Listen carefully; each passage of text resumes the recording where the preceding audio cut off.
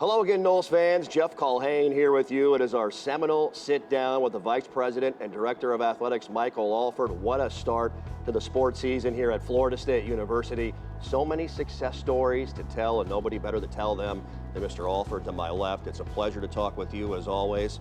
What a start. So much energy around FSU right now, around the city of Tallahassee, and a lot of fun things going on right now, Michael. It's a blast right now. Well, you could definitely feel it in the city. You felt it in New Orleans. I mean, we basically took over that town. I can't thank our fans enough for showing up, talking to the Sugar Bowl reps, even LSU. People were commenting to me about how we just took over the town from Thursday on. And it was really exciting to see. And then even in Louisville, our fans really showed up in Louisville, and you could drown out the Cardinal noise with the war chant going on. So a lot of exciting things going on. Volleyball. I went to a volleyball match the other day. It was loud, and they totally was rocking. And it's just great to see the fan support they're giving our student athletes. Yeah, there's no doubt. We're going to dive into that and then some, as we're going to cover the gamut. Something new we'll be doing monthly with Michael right here on Seminoles.com.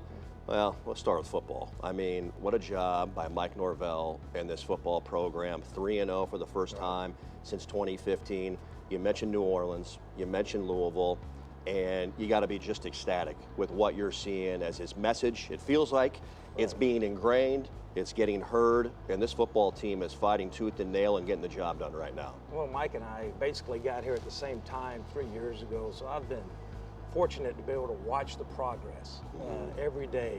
And that's not even in the games. You see it in the classroom, you see how they conduct themselves, walking around campus, and you've just seen the message growing over the last 2 years, and you've seen the improvement being made by that team over the time. So we knew it's just a matter of time before we kind of break through. And we're not there yet by any stretch of the means. The program's still got a lot to do to get better, but you just see the progress. And that's what's exciting, to sit back and just watch, because you see the work they put in and how hard the kids are working, and really, Jeff, how hard they care. How hard they care about what they're doing, and that's what's fun to watch. To see the work equals success. Yep. It's been a unique schedule to the start of a football season. Week 0, Sunday night, bye week, and a Friday night. Now we're back into our normal routine of a Saturday night game. Great to be back home this weekend. Yes. Dill Campbell Stadium, family weekend, and I know we're looking forward to a great showing from Noles fans. Still some ticket availability as well for the rest of the season. Yeah, we're 70,000 already sold for this game, this prime time Saturday night, and still tickets available. We have mini packs available, and if you want to come to Florida, you better get them now, because that game is just close to being sold out on Friday after Thanksgiving, another prime time game. And it's great to see, and I say this a lot, our brand still carries.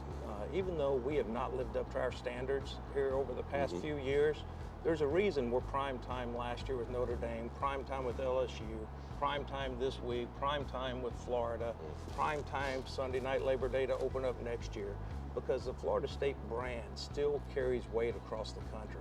And it's still one of the most watched teams in the country. We look at ratings and everything that we look at, we're number 2 behind Notre Dame. And that's just this far about the ratings that we carry across the country. So I can't be more excited than what our fans tune out to do. Yeah, it is unbelievable to say the least. Noles fans, the best in America, there's no question.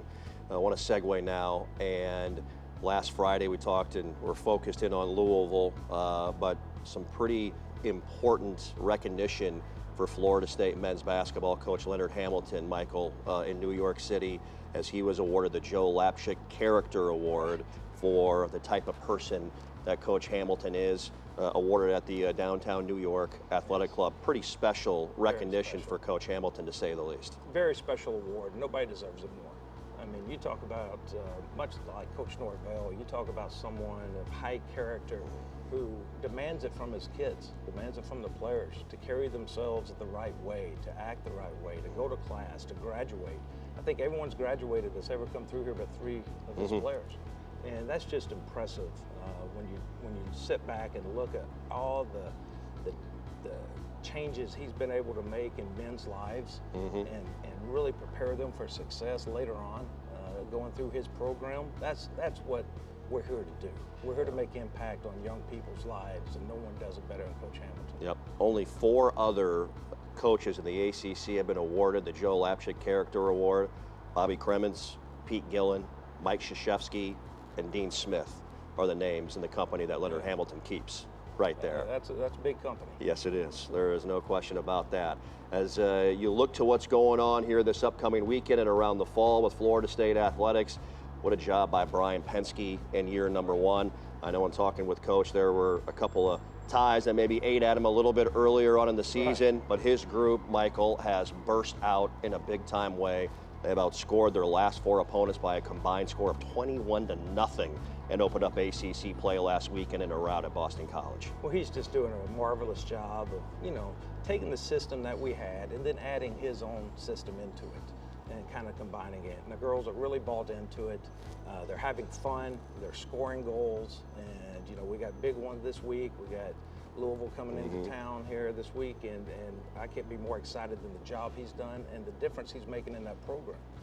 Him and his wife, Abby, they're great ambassadors to Florida State Athletics and really have fit this community and culture really quickly. And it's great to see him. He's just a great guy to be around. Yeah, when you talk about winning culture, Chris Poole as well with Florida State Volleyball. They're coming off of a sweep of UAB at Tully Gym, as you talked about. You were there on Saturday with a 2 p.m. start time. They get ACC play going this weekend as well. And Coach Poole, a top 5 winningest volleyball coach in America with what he's done in his career. It's amazing. He's been here so long, and it's just a standard of success. And once again, another coach of high character that really produces and cares for his student athletes. And you see what he's been able to do in Tully Gym and consistently have that program top 25, top 20, competing for championships. And he's got a very young team, very long team. You go see them right now, they're very long and fun to watch, very young, very athletic. And he's got Notre Dame and Louisville coming in this weekend, so it's going to be an exciting time. Yeah, no question about that. Well, it's an exciting time and really an interesting time around the landscape of college athletics as well. Nobody better to talk about what's happening, what's going on, to keep you informed out there in the world. Name, image, and likeness, the college football playoff, all interesting things that many are talking about. You were on Capitol Hill last weekend in Washington, D.C. A few days, yes, meeting with legislatures about the future of NIL. What can you share with us about those conversations and your viewpoint of how everything and where it's at? Right. Well, I was fortunate to co-chair the NIL for Lead One, which is an athletic directors association. So about 3 years ago, they came to me and asked me to chair this.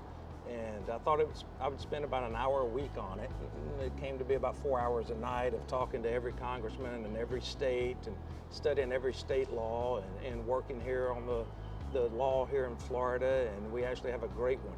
But, to solve this issue, we're going to need help, congressional help.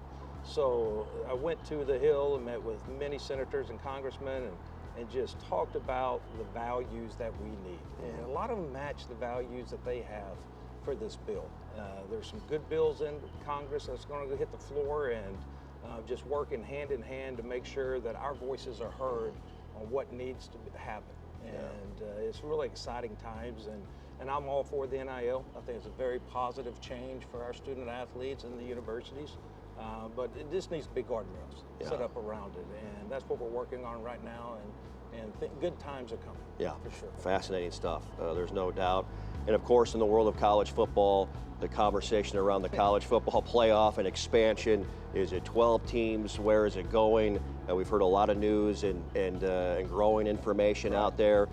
Give me your take, give me your thoughts on what you've heard and where this is going and how Florida State obviously is in the mix with all these things. Yeah, when we sit back and looked at it, even as a conference, that's why we went to the 3-5-5 model, because we anticipated this was going to pass and quickly the change was going to come to 12. And we wanted to position ourselves as a conference to be able to get multiple teams in. And for the championship game, you could have a 12-0 team playing an 11-1 team, and one team's going to get the automatic qualifier, and the other one should get an at-large. What we didn't want to happen, and I actually use Florida State as an example, when we played Duke in the championship game in Charlotte. For some reason, if we were to get upset that game, Duke would have been the automatic qualifier representative at 7-6 or something like that. So looking back at the scenarios, you didn't want that to happen. So this gives us the best opportunity to have multiple teams in the 12-team playoff. Yeah, it's exciting. There's no question about that. Well, a big thanks to you, Michael, for all the exciting things that are going on around Florida State athletics right now, and can't wait to see this place jam-packed and on fire in a big-time way on Saturday night. Oh, another prime time slot for the Seminoles. And I can't wait here at Bobby Bowden Field to have a raucous environment and welcome Boston College into about 90-degree heat. Yeah, it's going to be a great night. Exactly. Michael, thanks for the time. Thank you. That's Michael Alford, ladies and gentlemen, the Vice President and Director of Athletics here at Florida State University. My name is Jeff Culhane. Big thanks to Leo Georgi and Bella D'Souza for our great setup here on the 6th floor at Doak Campbell Stadium. We'll have this monthly for you, this conversation with Michael, updating you on everything going on around Florida State athletics. Keep it locked in right here, theseminoles.com.